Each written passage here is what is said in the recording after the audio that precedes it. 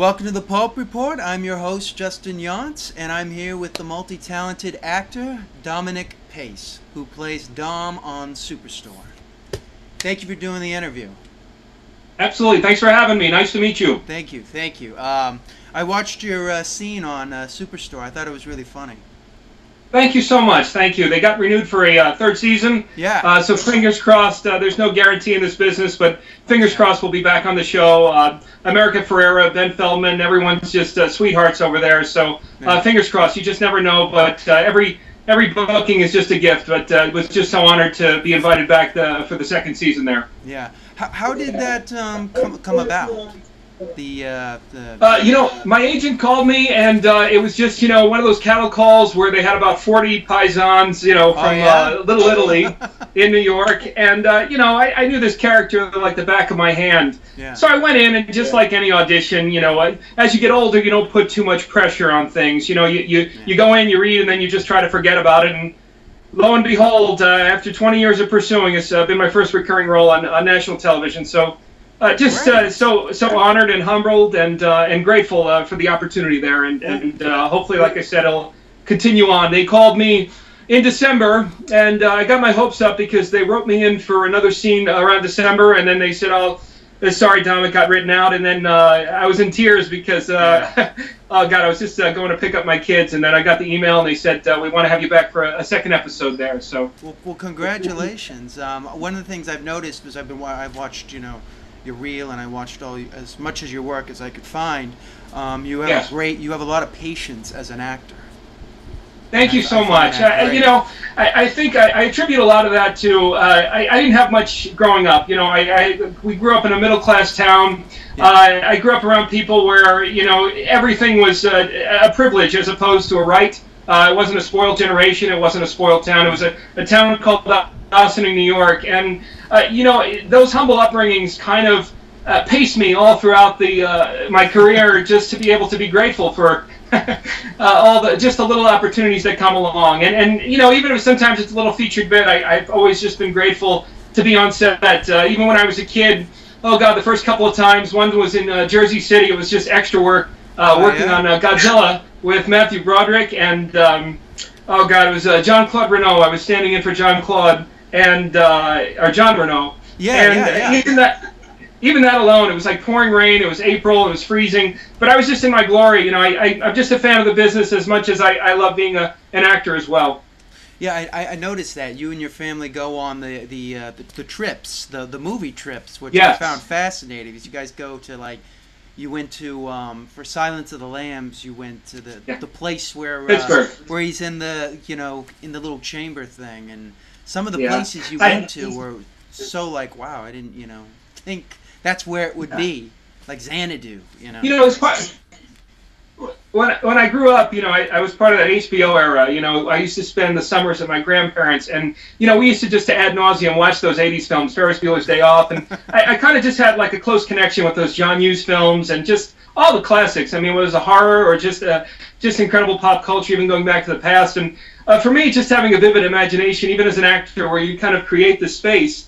To be at some of these locations, like the Goonies house or the Stand By Me town, I think I have almost like a higher sense where I'm able to kind of feel for 1 minute or two, just kind of immersed in the fiction of these beautiful projects that legendary actors have created. So it was kind of my way of not only taking my kids all over the country to do a lot of fun things as well as my wife, but also at the same time just to show my appreciation for the artists before me.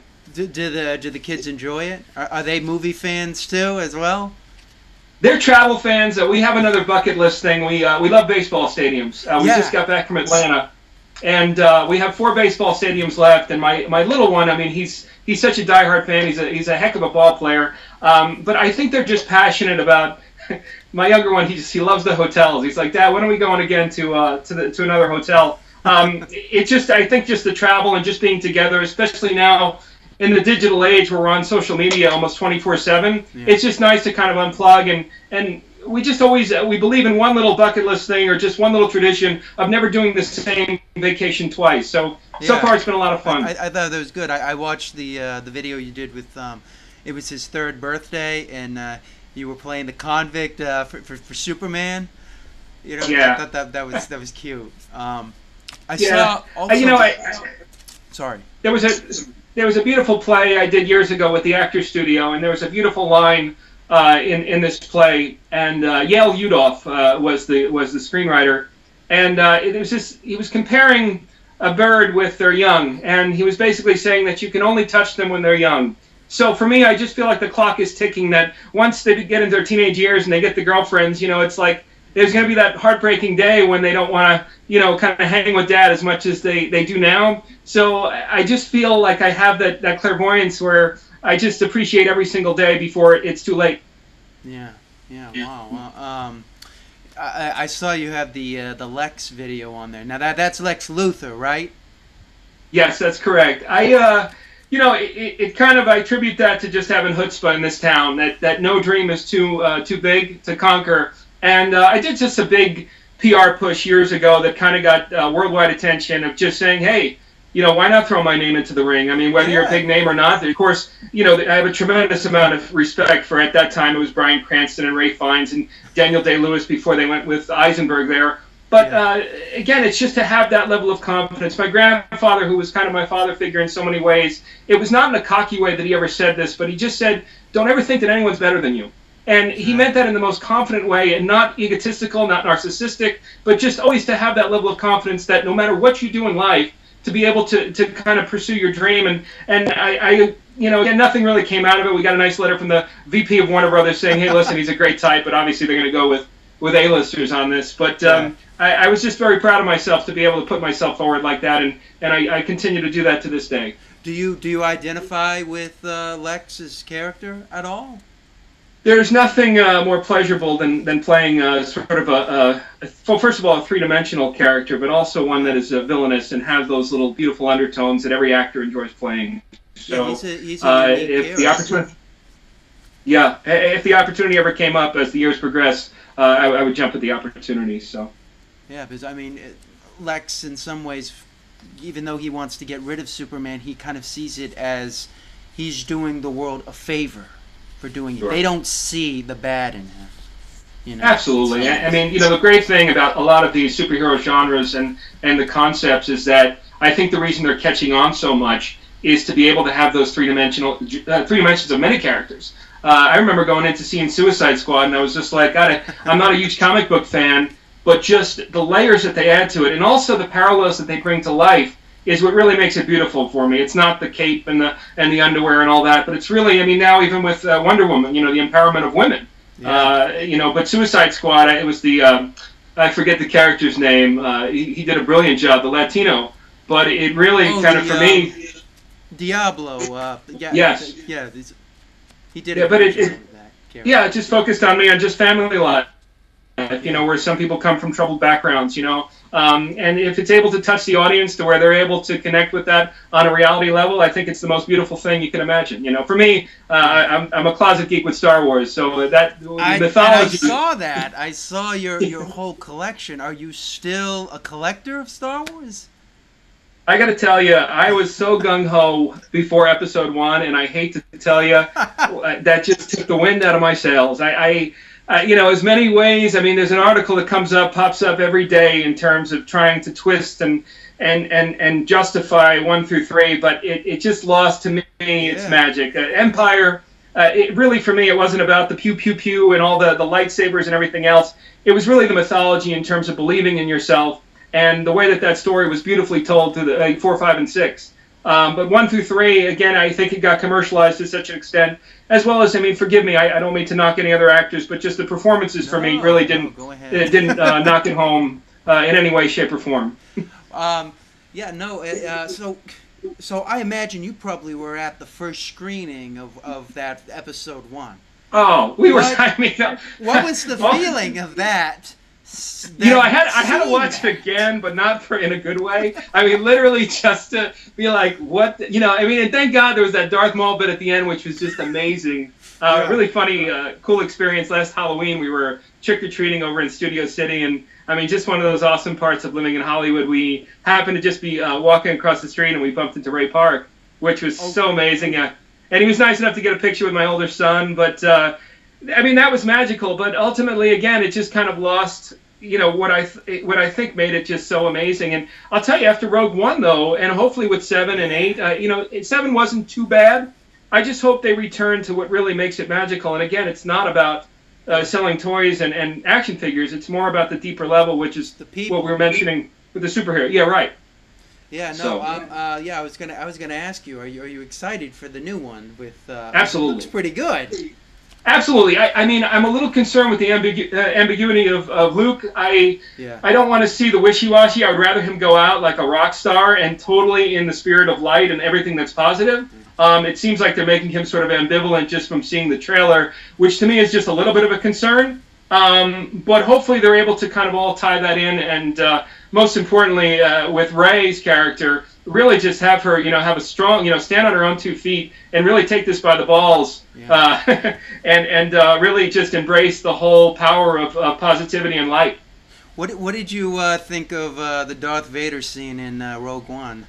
Absolutely amazing. Wasn't that great? It was amazing. Like I mean, again, I think the one good thing that came out of 1 through 3 is I think they really understood the audience's needs for story, and it's not just about the commercialism. And it's just so nice that Disney is taking the route to where they really are putting some love and care. They might miss the mark here or there. I mean, but you can't say that they're not giving 110% effort in terms of making a really good, strong quality story with rich characters.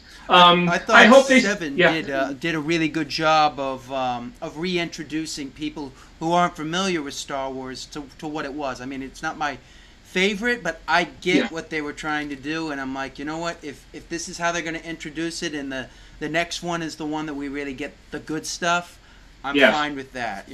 Which I was happy with Rogue One. I was like, okay, this is a little more what I wanted. It was like a war. Just a bunch of people in space trying to get the camaraderie done.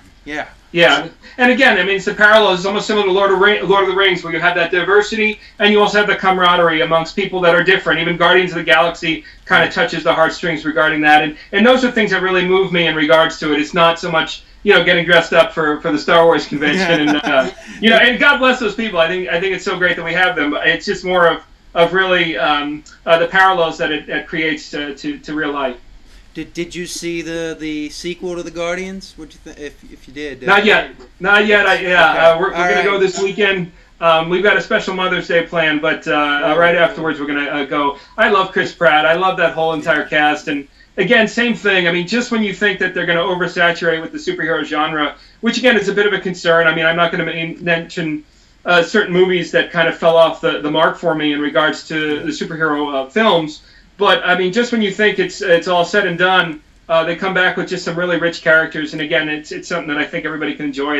And it's nice to be able to go to movies now, even with Amazon and Netflix, which, help careers like mine. It's just, you can't ever take away the magic of going to the cinema. So how did the acting bug hit you? I was a good athlete. I was not great. I love pitching. I love baseball. It was my passion. It's kind of cliche, but Italian from New York, they had tryouts for Danny Zuko for Grease and so when I was in high school. Russell in some ways. yes. So many actors. But we had a theater of probably about 850 people, and it was packed every single performance. And I was a good singer. I wasn't great, but the electricity that I felt, the adrenaline rush, was something where I really wanted to pursue it. I went to college for a year after that. I thought about baseball. It's just I started having, tennis elbow and tendonitis, and you have to be realistic with yourself. But I was paying about $17,000 a year as a private college in Poughkeepsie, New York, called Marist College. And my mother, that was her initial dream to always want to be an artist, she knew that I was not going to fall asleep if I dropped out and, sit there and smoke weed and play PlayStation all day. So she supported me 110% in terms of going down to the city and studying. And ever since, day one, that was 1995, whether it was picking up Backstage or Variety, never making any excuses, never getting down on myself, never letting rejection get the better of me, just really, truly staying focused, and just very textbook, whether it was staying with directors from NYU or Columbia University, getting a small little break off Broadway with Tony and Tina's Wedding, and then that's what segued into a very cheesy spin-off of Saturday Night Fever. I did a Miramax film in Singapore. It was a university. Ended up getting me out to Los Angeles, and ever since 2002, it's just been a very steady diet of what they call co-stars and guest stars. A few lines here, a few appearances there, and some roles more memorable and larger than others. Now, you studied with Susan Batson a little bit, and then you moved Yes. on to William Esper's studio with Terry Knickerbocker, I believe it said that you studied with. How correct. was that? Susan was amazing. I'll never forget her in class. She used to always hold her breast. And the symbol of it was, that in and of itself is kind of weird, but the symbol of it was being private in public. And that lesson alone, could take you years into performance in regards to really, it's as if you're singing on stage, but you're singing in the shower. She would start us off with a dance, just to kind of loosen us all up. She'd play, whatever popular music there was at the time back in the mid-'90s.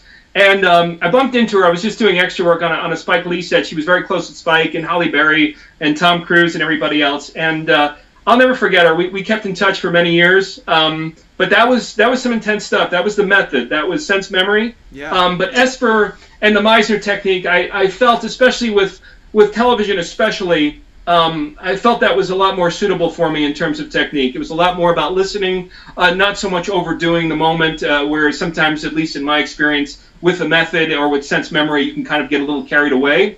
But Terry Knickerbocker was amazing. I always said that he spoke softly, but carried a big stick. If your scene sucked, he would be straightforward with you. And he was completely unapologetic, very New York. But that was able to enhanced me many years. I got a little jittery. It was almost like that Luke moment where, are you ready yet? But once I got that Miramax film and I got that taste, I left training a little bit earlier than I should have. But I'll always be very grateful of those years with the Esper Studio. Wow, cool. Wow, yeah. So, what are some of your favorite films? Because you're a big movie guy, and I wanted to ask you this. Sure. Again, not to go back to the geekiness of it all, but of course, Empire for me is just kind of the epitome of one of the greatest. Yeah. In terms of performances alone, I can't get enough of Daniel Day-Lewis. It's one of those things to where he literally takes it to a whole nother level. And I think for many actors, it's something that we all aspire to do. There Will Be Blood, and of course, Gangs of New York is just his preparation. You can watch him watch paint dry, and it's just amazing to watch the wheels turn within his head. I always looked up to Harrison Ford. When we get into just the Italian-American culture, a lot of people, they look up and, they aspire to be Brad Pitt or George Clooney. For me, it's always been Chaz Palminteri, Robert Costanzo, who I had the privilege of meeting the other day, Joe Mantegna, just people that I kind of want to mirror in terms of my career, Stanley Tucci. And also what I love about these guys, a couple of them at least, is that they represented just the epitome of what it is to be an actor in terms of taking it into your own hands. And that's something that's kept me driven for 20 years in terms of not letting this town dictate what you will and will not do, but taking it in your own hands, whether you have to write your own material, whether you're going out and seeking out projects from independent producers or directors. Stanley Tucci wrote Big Night, and Chaz, of course, did Bronx Tale. So those guys, aside from films, are people that have really inspired me over the last 20 years. Wow. Do you have any favorite directors? Sure. You can't go wrong with Scorsese and Tarantino. For me, it all comes back to, especially in this PC era that we live in now, being politically incorrect and being honest and bearing your soul. There was a director years ago, writer-director, his name was Todd Solondz, and some of his stuff was extremely intense. Happiness and Doll's House. But things like that I'm always drawn to, because if you're going to make a movie, if you want to be an actor, if you want to be a director, I think the ultimate dream and the goal is to do something that's unique. And if anything, to touch people and to be unapologetic with it. Whether it's, not always going to make people happy in one way or another, but to show the bare soul of these characters to where the writers or directors are really, a fan of that, and obviously it shows through their work. Those people I've been drawn to, and those three directors in particular. Neil Abute as well, which is really some intense stuff. Yeah. Okay, so are you excited for the new Blade Runner? I'm on the fence, even though we're talking about just how exciting it is with Star Wars. Yeah. and the superhero genre. I've been having an issue. I mean, not that anyone cares, but I've been having an issue just in terms of all the remakes and the reboots. And the reason being is for a couple of reasons. Number one, the reason I visit some of these locations is to honor and respect the artist, the individual who made these projects unique, and they made it their own. But also at the same time for the writers. I mean, we just had the writer's strike, and I mean, the one concern, I mean, through the strike is, and I don't think it's necessarily the writers, but it's the studios, in terms of regurgitating all of these films, and then on top of it, adding a politically correct twist to it, to where, God forbid, we don't want to offend anybody. I'm having issues with, in terms of just, I would rather see Hollywood fall flat on their face with something that might not work, as opposed to constantly regurgitating all of the 80s classics. I mean, before we know it, we're going to have a Ferris Bueller's. We're going to have, I mean, they're just doing Overboard now, to where they're even doing gender reversal, where it's like, come on. I mean, it's just, I even think women are rolling their eyes at it, you know? No. There are way too many remakes and reboots. I mean, look, they tried to reboot RoboCop. That was really sad to watch, because I was just like, no. This is not it. I mean, I heard that, they've been trying to get Gremlins off the ground for a while now, but it's like, it hasn't happened yet, so I'm kind of like, yay. And I mean, listen, I mean, if tomorrow they called us and they said, hey, listen, we'll give you $1 million for XYZ, I mean, I think we would jump at the chance too, and if it sells, and if the formula is right, I mean, I remember seeing Mall Cop 2, and, obviously for me, I just was just like, oh my God, I had a couple friends in it. But then somebody broke it down when IMDb had their message board saying, listen, this thing profited, it made money. But just to the viewer, again, and especially as an artist, I mean, the reason you want to go to the theater is to be wowed with something different and unique. And that's something that I always gravitate towards when, obviously looking forward to films. This year in particular, I mean, Dunkirk, Christopher Nolan, that's one really excited about. And especially the World War II era, my grandfather and so many from the Greatest Generation were involved in. It's always something that I enjoy seeing on screen play out. Now, have you seen any of Dennis, I can't pronounce his last name, but he's the guy who's helming the new Blade Runner sequel. So the fact that it's a real serious director who did like The Arrival and he did Prisoners gives me hope that Blade Runner will not just be a rehash. That he's got some different ideas to it. Yeah. I certainly hope so. I mean, I think the whole killing of Han Solo and Harrison Ford, what I was hoping in regards to that was that he doesn't want to spend, I think he's 70 years old. I mean, he's such a legend in so many ways. And if he stopped his career tomorrow, I mean, he would never change that. But what I was hoping was that he wanted to be killed off, that for his final years, he doesn't want to regurgitate Indiana Jones. He doesn't want to do Blade Runner, but he wants to maybe just leave us with one more gift. Such an amazing, gifted actor that he is. So hopefully, I mean, obviously I'm hoping that Blade Runner and Indiana Jones, of course you wish him well in anything that he does, and glad that he's safe, from the airplane. Yeah. But at the same time, I would really like to see, people like Harrison Ford, Pacino, De Niro really pull some great ones in their final years of their career, Yeah. So I was watching some of your videos, the homemade videos. Did you direct them all? Yes. Which ones are you referring to? Just as far as the just some of the just even like the vacation ones, like the kayaking one. Yes. Yeah. I mean, once you have the iMovie, which is very easy to use, for me it's just kind of a love letter to my children, and for all I know, who knows if they'll watch it in 20, 30 years. But again, I on a personal level, I didn't grow up with a dad. I had I love my father to death, but I had two very strong, hard-headed Italians kind of clashing at it. Two alphas in a relationship. To this day, I don't believe that it wholeheartedly works. So growing up with just my mom and my sister, that was something that obviously I regretted as much as my grandfather was around. So I do it with a little extra love and elbow grease and care. To be able to give my children all those magical memories, because once they hit 14 or 15, I don't think they come back to it. I think there's this great little meme or the post they have on Facebook to where, well, when you're 18, you know everything, and then in your 20s, it's like bye mom and dad, and then 30s, it's like something that goes along the lines of saying that, okay, we're now friends, and then when you're 50 and 60, then you miss your parents again, and that's when it's too late. So I'm just so glad I live in the moment. There was another project, it was a Twilight Zone episode, and Jack Klugman starred, and it was a beautiful episode. I think every father or father-to-be should watch. It's called In Praise of Pip, and his performance is so powerful. It is basically about a gambler, degenerate father who was never there for his children, and or for his child.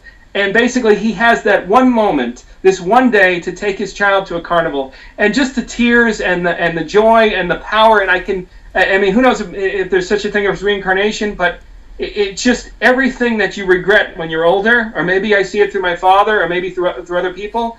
It's just you have to really live in that moment when your children are young, because again, you are not able, especially with boys. I mean, maybe daughters, they say the daughters stick around, but with boys, you're not able to get those years back. And there's no question you can always have that bond and rekindle, but you can never, again, going back to that script, you can never touch them the way that you can touch them when they're young. And to me, more than any role or any $1 million that you can get, or even Louis Vuitton bags or whatever, the most priceless thing in terms of wealth is really the love that your children have for you. Memories. Absolutely. Yeah. Absolutely. And what a better way, I mean, it's like It's a Beautiful Life, to where, they were in the concentration camp. And of course we have all the drama and the politics going on right now. But what a beautiful way to, I mean, obviously give your children a sense of reality, but at the same time to create these memorable experiences, whether it's through the happiness of baseball, or through the happiness of movie locations, or even, we love food. Italians, they go hand in hand. But just like different, we love to try different genres of, or different cuisine and such. But just creating all those magical memories for them, it means the world to me. Yeah, and I can see that. That comes home through the videos. One of the things I saw on one of your interviews, you talked about humanism, and I'd like you to go back. I mean, you explained it again, but I'd like you to talk about it a little bit more. Thank you for doing so much research. I appreciate that. Yes, it's very black and white to me right now. I always talk about my hometown in a lot of the interviews because it meant so much to me, and the reason it did was in regards to politics today. We have this gender separation now with feminism. We have the minorities with the Black Lives Movement and everything else. And my concern for the minorities as well as for women is that when we continue to keep separating ourselves as a separate entity, I don't feel that we will ever achieve the definition of what equality is. It's even now where they're now all the press is coming out in terms of, for Wonder Woman, treat her like a human being. Treat Ghostbusters as a human being. When I was a kid, I never saw Sigourney Weaver as, oh my God, it's a woman. What would he do here now? I mean, she was an awesome actress. End of story. So the respect that we can give to minorities, the respect that we can give to women is not a women's march, is not a Black Lives Matter march, but a humanism march, to where you are no better, you are no less, or you know better than I am. But the definition of that is humanism, because then what ends up happening is then we start creating a double standard. Now, all of a sudden, if I were to go into the workplace and I were to create myself as some separate Italian-American male, however you want to, define myself and to be specific, there's already going to be almost a radar. As opposed to saying, no, this person is an employee. I don't care what your ethnicity is. I don't care what your gender is. You are your human being to me. So I think the whole movement in terms of this feminism and minorities really needs to be, we need to start marches in regards to humanism, because again, that is where I do not view you any different than myself, as opposed to all of a sudden there's this whole feminist movement to where, again, I feel like there begins these double standards to where they are separate. And they we want to move towards equality. That's where without question. Moving. But equality to where there's no black or white about it, because again, when we're separating ourselves a minority or also a gender, I don't think it's equality, because now all of a sudden, again, there might be some double standards that creep in there, which we've seen in media. I just recently went off on an article a couple of days ago where it was a generalization of men, saying that it takes women about, I think it's an extra 7 hours of work in terms of housework in order to clean up for men. And I said, whether that's true or it's not, this is actually a disservice to minorities. It's a disservice to women, because all of a sudden,